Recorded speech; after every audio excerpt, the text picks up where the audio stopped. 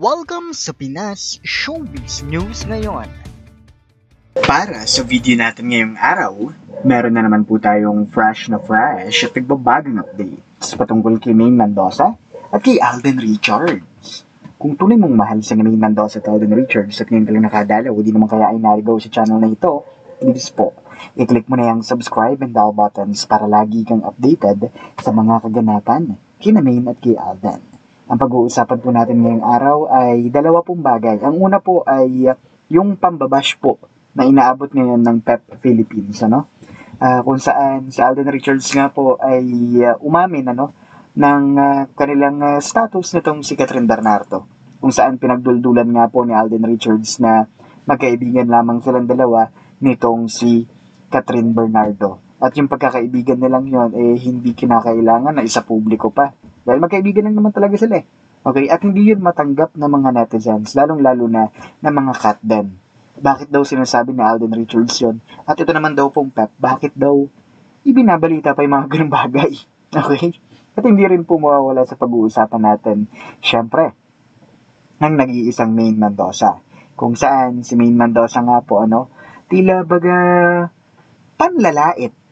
Hindi lang panlalait, kundi kung ano-anong comparison ang inabot dito po sa tabi nitong si Christine Hermosa. Ang dami po nilang account na mga Mainers kuno raw sila. Okay? Mga Mainers kuno raw po sila, pero wala silang ginawa kundi ipahiya ang isang Maine Mendoza. Na-i-report na po namin lahat, napakarami na po namin na-i-report. Ito na lang yung natitira. Okay? Kung saan may mga nagsabi pa na mas mukha raw nanay si Maine Mendoza kaysa kay Christine Hermosa. Okay, at kung ano-ano pa, lahat po yan hindi natin palalagpasin. Sabi ko naman sa inyo, basta't may kinalaman kay Maine at kay Alden, araw-araw natin pag-uusapan ng mga bagay na yan. At bago nga tayo magpatuloy pa, hayaan nyo muna magpasalamat ako sa mga subscribers and viewers natin na patuloy pong pag-support at pagmamahal kay Maine at kay Alden nang wala pong ibang hinihintay na kapalit. Lagi ninyong tatandaan, nakaisa nyo po ang buong Pinas Showbiz News ngayon sa pagsuporta at pagmamahal kina Maine at kay Alden nang wala pong ibang hinihintay na kapalit. At kung nood ka nga ng mga video updates natin, pero hindi ka naman ako subscribe, ano pang hinihintay mo? I-click mo na yung subscribe and bell buttons dyan sa baba ng screen mo para ikaw yung kaunahang makasagap ng mga legit na kaganapan sa kanila. Unahin po natin ang pag-uusapan natin mula po sa komento nitong si Miss Lotus Key. Sabi niya rito, thanks update Mr. Pinas. Kung sa akin lang, gusto ko si Maine na lumipat sa ABS-CBN. Sa totoo lang, Mr. Pinas, hinayang na hinayang ako sa talent ni Maine. She is talented, Ilagay mo sa drama, comedy, action, or horror, kayang-kaya ni Maine. Ewan ko bakit naging stagnant ang career ni Maine, Ewan ko sino kayang hudas ang nagpahiwalay sa dalawang ito, Maine and Alden, Complement talaga ang dalawang ito. Si Alden ay extrovert, si Maine ay introvert. May pagkamahiyain si Maine, pag sinumpong si Maine ng hiya, to the rescue agad si Alden. Nagagawa nila ang ganoon, noon wala pa ang sarswela. And I agree with you, Miss Lotoski. Sobrang talented po ni Maine Mendoza. Isa po sa mga reasons kung bakit tayo niyang pumirma, Siyempre, sinabihan po siya ni Alden Richards na huwag magpapapako sa kung kanino mang network. Okay, kasi ayaw po ni Alden Richards na maranasan ni Maine Mendoza yung kanyang nararanasan. Pangalawa, ayaw po ni Maine Mendoza ng teleserye. At ikatlo, dahil nga po siya ay nagamit sa sarswela. Maraming salamat po. Mula naman po kay Miss Doris Latupan, sabi niya rito, wag nang magtaka if every time umalis ng bansa si Alden, kasabay lagi ang pag-alis ni Maine. 101%. Hindi sanay si Tisoy na malayo kay baby girl. Of course, kung nasan si Happy, andun si Wifey, and I'm sure kasama mga Junakis nila with the help of Mama Ten. As always, hindi yan nagkataon dahil gawain talaga nila yan. Kung true-blooded Aldab Nation ka, talagang alam mo ang ninja moves ng Fulkerson couple. And I do believe na malabong mangyari ang sinasabi nila na mag-over the bakod sa Mengay. Di yan aayunan ni Habi, Come to think of it. Kung ang GMA nga ayaw ni Tisoy, edi mas lalo na ang abayas. 'Di ba? Delikado siya doon dahil talent nila si Bakling Panot baka baka mapalawig pa nila ang Sarsuela. Thank you so much, Mr. Pinas. Have a blessed Sunday. And thank you very much po, Miss Doris Latupan. And I agree with your sentiments, no? Actually, batay nga po sa ating pagbabasa, no? Si Jeneline Mercado po ang lilipat sa ABS-CBN. Okay, masyado lang pinahype nitong mga walang alam na mga Armin fans na magkakasama na raw po si Panot at saka si Mengay sa isang network ng mga wala talagang alam. Ay nako. Anyway, ito pa, no? Mula naman po kayo, ay wala pong pangalan. Sana po na-shoutout ko kayo. Sabi niya rito, dapat talaga kung nasaan ngayon si Alden, kasama niya ang pamilya niya. Kasi napakaliit ng mundo na hindi sila magkaroon ng mga inggit sa kanilang pamilya kahit may bodyguards sila, no? Marami kung buhay nila ang nakataya, 'di ba? Mabuti pang sa ibang bansa na lang sila tumira. 'Di ba? Si Alden pwedeng mag-concert na lang sa Myriad and directing, ibigay niya sa iba yan, total na iaalis na niya ang pamilya niya sa ibang bansa, 'di ba? For security reasons, wag silang umuwi dito, diyan lang sila, secured na ang Fulkerson family. Di tulad dito, maraming pagbabanta sa buhay nila.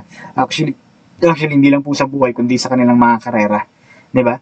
They are waiting for Maine Mendoza to do something na talagang ikasisira niya. Also Alden Richards, no? They are really waiting for something, no? Lalo na po dito kay Alden Richards dahil nga siya po ay nasa tuktok ngayon, yun po yung kanilang ginagawa. Kaya nga nung nagkomento siya dito sa PEP Philippines, dahil wala pong sa tuwing may pupunta si Alden, i-interviewin si Alden ng kung sino-sino mga reporter, kamusta na kayo ni Catherine Bernardo.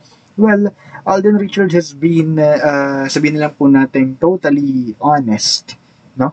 Sa lahat po ng mga isinasagot niya. Sinabi niya nung po yung totoo na hindi naman nawala yung pagiging magkaibigan nila ni Catherine Bernardo, 'di ba?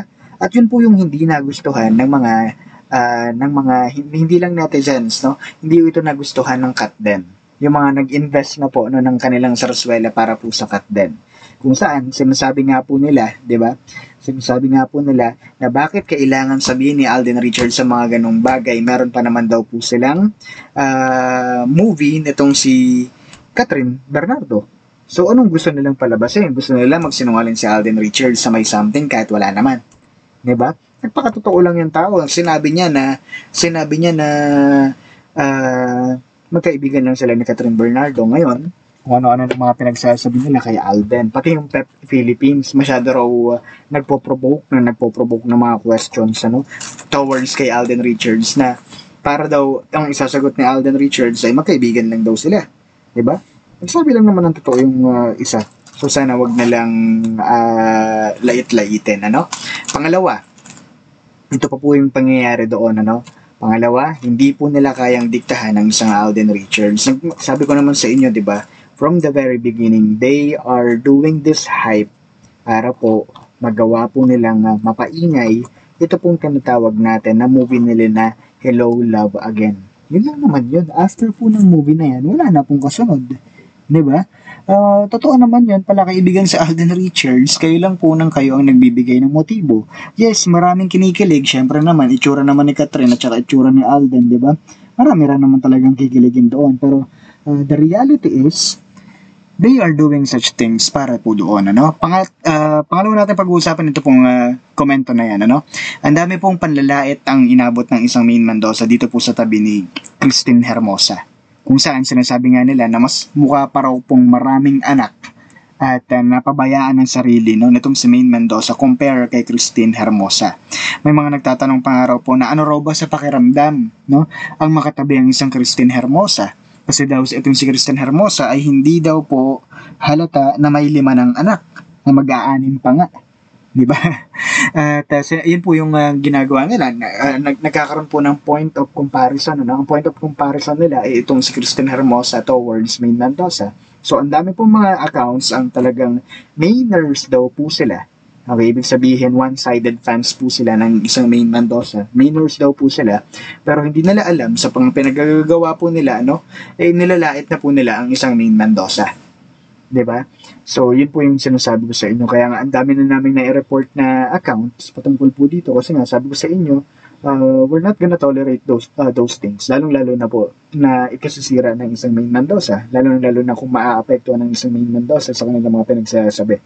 Kaya nga po, sabi ko sa inyo, isipin muna bago tayo mag-type, bago tayo mag-post, no? Para walang sisihan pagdating sa dulo.